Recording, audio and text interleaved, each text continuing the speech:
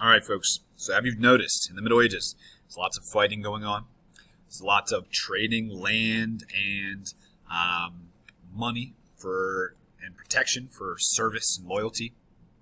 We talked about that feudalism diagram last lesson. You guys filled it in. Now, folks, the reason feudalism comes around, the reason it gets really popular, is because of a group called the Vikings. So we're going to head into a little bit more of what that looked like, and why there's all this need for knights and castles and protection and whatnot. So we did watch this corny video on YouTube about the Vikings, so check that out if you have not seen that yet. It's pretty funny.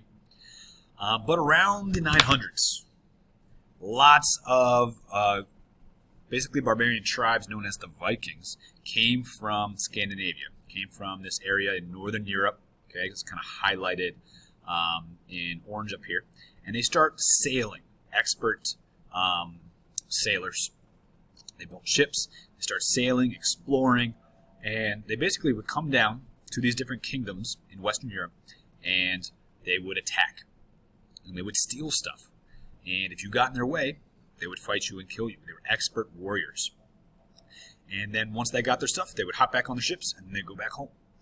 And the people were terrified because they seemed to come out of nowhere. They were so fierce. They were so scary. People were dying. People's stuff was getting stolen. And so the people living in these barbarian kingdoms down here started freaking out. Okay. So the peasants were getting all their stuff stolen from their farms and their homes, and their family members are getting killed. They start to ask the nobles, the people with the land and the money, for protection. The nobles say, you know what, that's fine, we'll protect you, but you need to promise to work for us. And a lot of peasants, poor people, are going to give up their freedom. They're going to give up their land, they're going to give up their rights. They're going to go to work for the nobles just so that the nobles will use their armies and their money to protect them from the Vikings. This is how feudalism starts. Okay? This is how feudalism becomes very popular. Basically, the nobles raise armies. They get their soldiers together, get their knights together to protect people. In exchange, the people start to work for them, start to give them food. Okay, so we're exchanging now in feudalism protection, and what you're getting back is service and farm goods. This kind of looks similar to the chart that you guys filled in the other day. The king at the top, nobles, knights, peasants, how coming down this side, they're all giving land and protection. Coming up this side, they're all giving service, and they're all working for them to get them food. Okay, so that is feudalism in a nutshell. And that happens because of the Vikings. Now, folks, we'll talk a little bit more about how the people protected themselves. But the Vikings didn't come every day. Okay, so most days during the Middle Ages looked like this. People would go to work or they would go to church. Daily life did revolve a lot around the church. There were lots of holidays to honor the saints or important people in Christianity or religious events from the Bible. On Fridays, Christians in Europe did not eat meat. On Sundays, they would attend Mass, which is like a church service. The churches also ran the hospitals and they ran the schools. Monks and nuns were people who worked for the church to provide food and shelter for people who were traveling throughout Europe. The priests, or the people in charge of the churches, they would record births, they would perform weddings and marriages, conduct funerals. And a lot of these people who worked for the churches also copied down manuscripts. So they would make copies or translations of the Bible. And they had to do it by hand because the printing press and printers had not been invented yet. So it took a lot of time. Now, folks, remember, when we talked about how everybody would obey the church laws and obey the Pope, and everybody would listen to them because they didn't want to get excommunicated, they didn't want to get kicked out, this is why. Okay, the church was very important to the people in Europe. Okay, it provided them with hospitals, provided them with schools, places to stay if they needed it, weddings, funerals, births. Okay, beyond just being the spiritual leaders. Okay. Answering tough questions. They also provided a lot of hands-on resources. If you got kicked out of the church, you couldn't go to any of those things. All right. Now, part of the protection from the Vikings is going to be the kind of invention or Advent of knights, but also castles. So we're going to talk about those two here. This is a cool video on knights, so check that out. And basically, knights were soldiers, but not just regular soldiers. Okay, they were special soldiers. They were kind of the leaders of the army, and they were of noble birth, so they were related to the nobles and the lords. They had some money, they had some power, okay? And they were going to be the leaders in the military. Now, they had to train for many years to become knights. They had to earn it. And once they were knights, they were expected to follow a certain set of rules called a code of chivalry, code of conduct, how they were supposed to act. It was a guide to their manners, the behavior of what they were supposed to do. Now, this code of chivalry, some basic ones, it's more complicated than this, but basic ones: obey their lord, so obey the king, obey whoever they swore allegiance to, whoever they were going to protect. Show bravery in battle. Respect women of noble birth.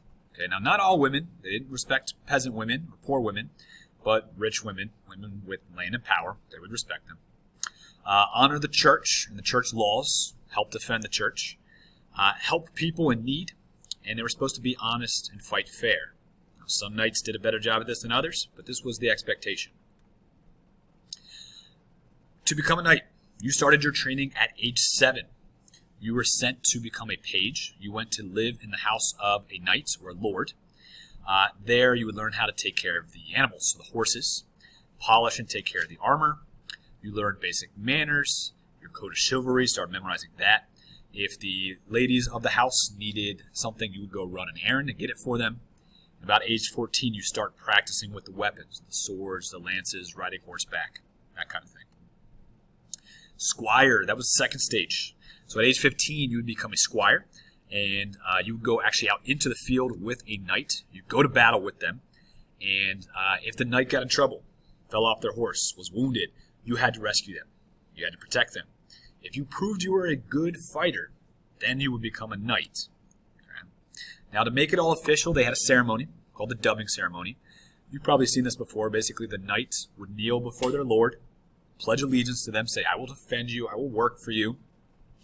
The lord would basically say, in exchange, I will give you land, I will give you money, okay, I'll be your lord.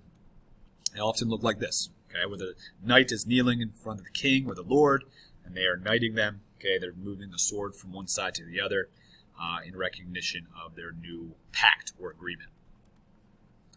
Now, before we get to castles, I want to show you something real quick. You do have an assignment called the Knightstagram. Okay, the Knightstagram. Becoming a knight was a long and difficult process. It involved a lot of steps, and when people accomplish things that are really difficult in modern times, a lot of times they like to brag, post about it on social media.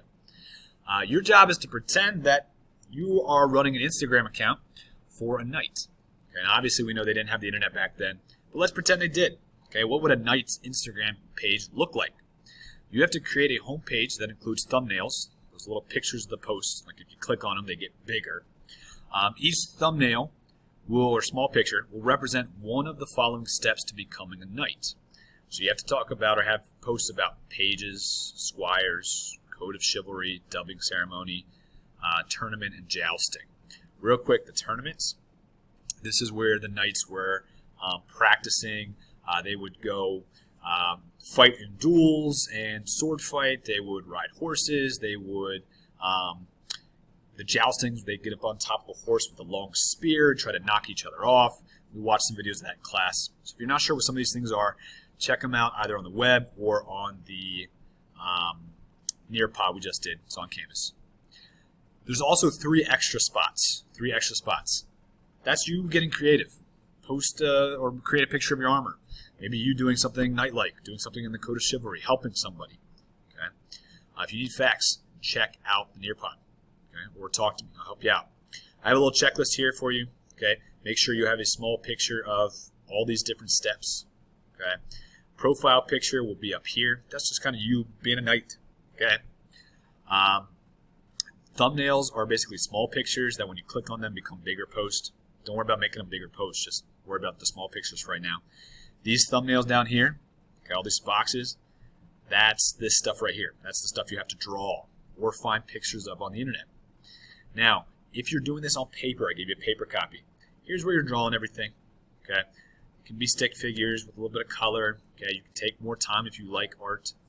If you want to print off small pictures off Google, that's fine. Okay, you can add them on here. If you are doing this online and you want to try to design this on Google Docs or on ClassKick, something like that, not a problem. Talk to me. We'll make it happen. Okay? If you get stuck on this and have questions, let me know.